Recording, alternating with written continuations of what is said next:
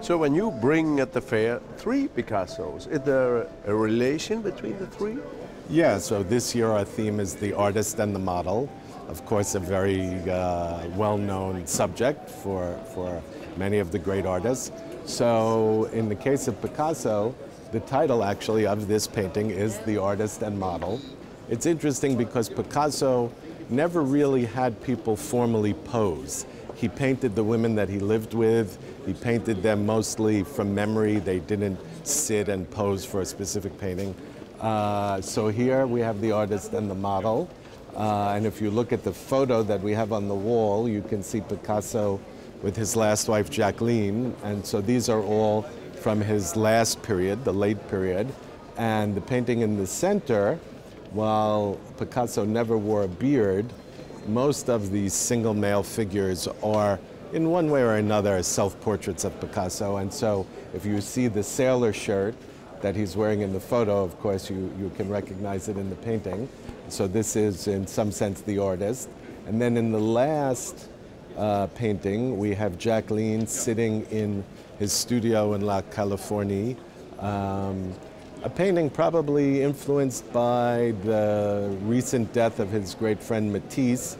And so right next to the Picasso, we have the Matisse interior, also a studio piece.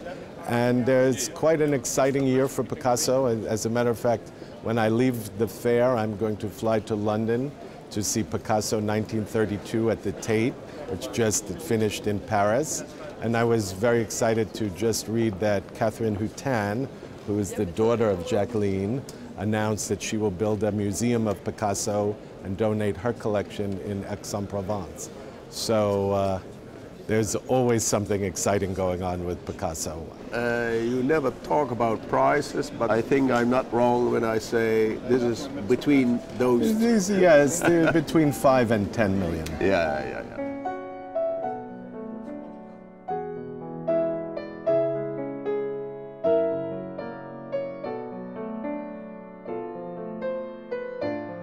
He's an amazing artist. He had so many different styles. He's collected by all the best museums in the world.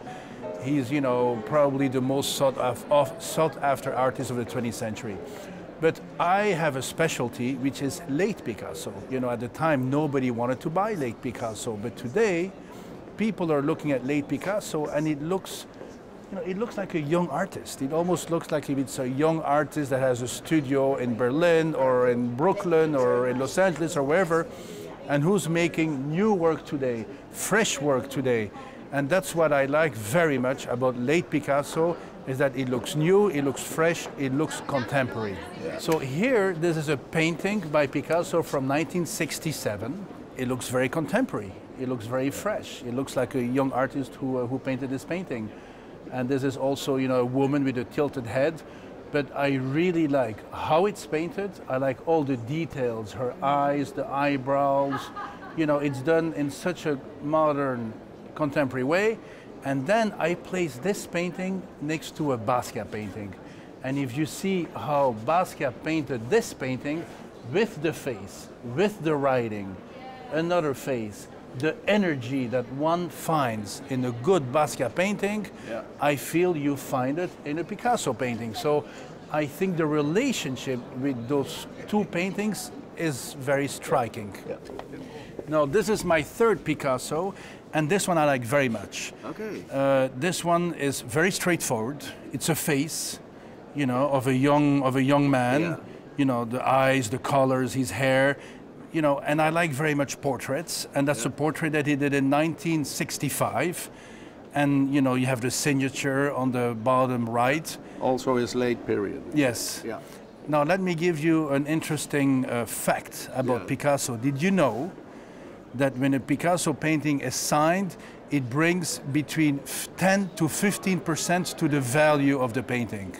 And your Picassos, are they in, let's say, an average price level? This painting here, the price is $2.8 million.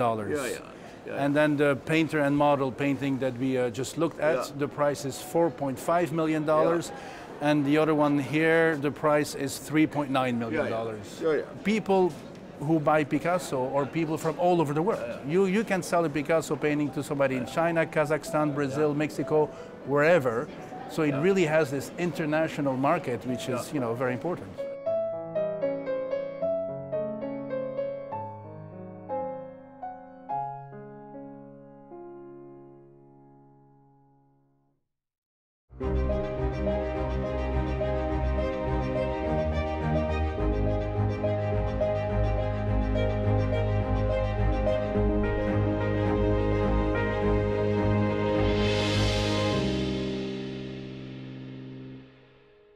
Driven by coal mining until the 1970s, the province of Limburg has once again reinvented itself.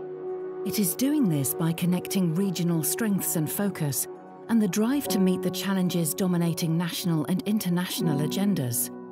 Recent figures from CBS TNO show that this focus leads to a significant growth in employment. The heart of this innovation-driven resurrection is located around the 4 Brightlands campuses. The triple helix that comes together here is the driving force propelling the region forward. Brightlands stands for innovation and connecting excellence across boundaries. The initiative's strength lies in the combination of individual expertise and the innovative power of a community. Every day, 20,000 entrepreneurs, researchers and students work on finding sustainable and future-oriented solutions, and this number is growing every day. They don't work on their own, but are constantly in search of places where the challenges and solutions from a variety of fields meet. They share knowledge, but also modern research laboratories, equipment, pilot plants, offices, and meeting rooms.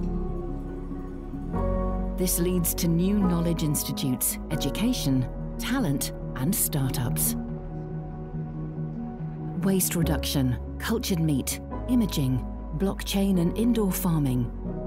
These are just a few examples of themes Brightlands is working on.